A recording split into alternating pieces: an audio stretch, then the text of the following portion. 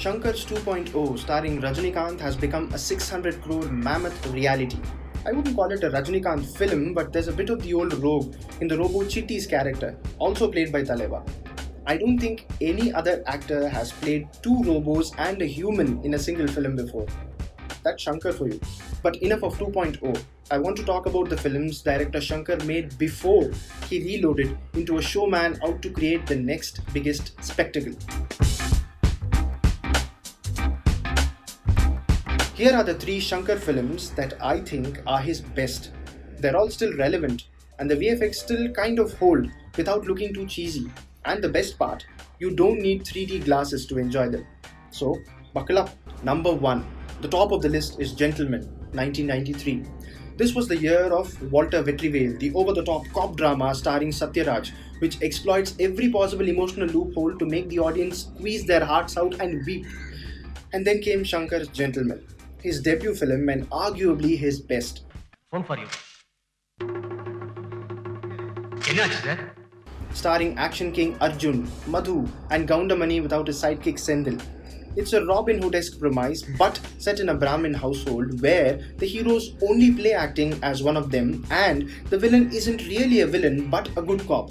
See, you can't make this up, but Shankar could. This was the precursor to all of the Dhoom movies but much more believable and seemingly doable. It had high drama, brilliant fight choreography. There's this action scene where Arjun is fighting with a 60-year-old constable. That's unforgettable.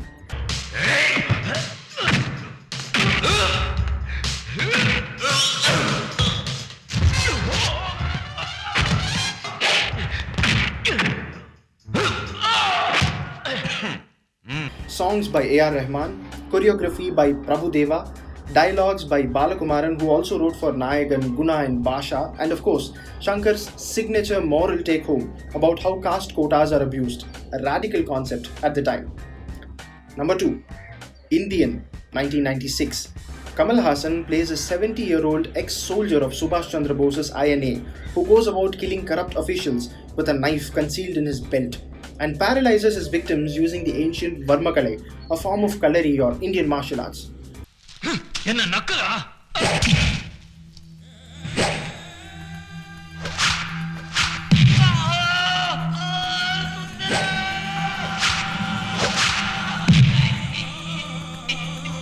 His son, also played by Kamal Haasan, is a corrupt transport official who is eventually killed by the father, who uses to dote on him.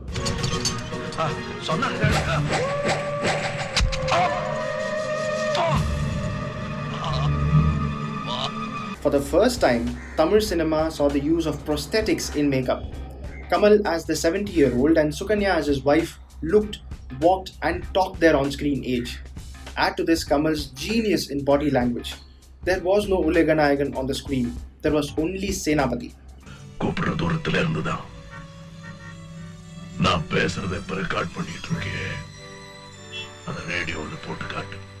I think the success of Indian is what prompted Kamal to make Avai Sharmugi, Chachi Sarchobis, the same year, where he plays a 60-year-old nanny.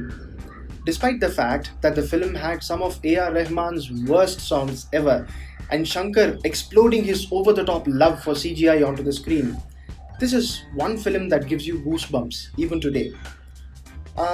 I chose Indian over Mudalvan in the top 3 because this is one film that can't be remade. Only the Shankar-Kamal combo could pull off something as out of the world as this.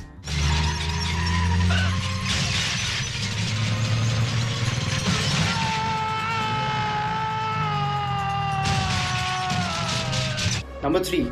Finally, 2005, Anniyan or Aparichit for those living north of the Vindhyas.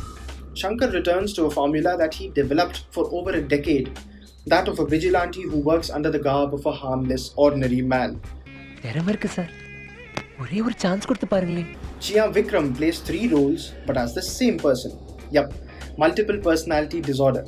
That was the in thing at the start of the new millennium. Fight Club, hide and seek, me, myself and Irene. It was a trend that Shankar owned and twisted to suit a South Indian audience.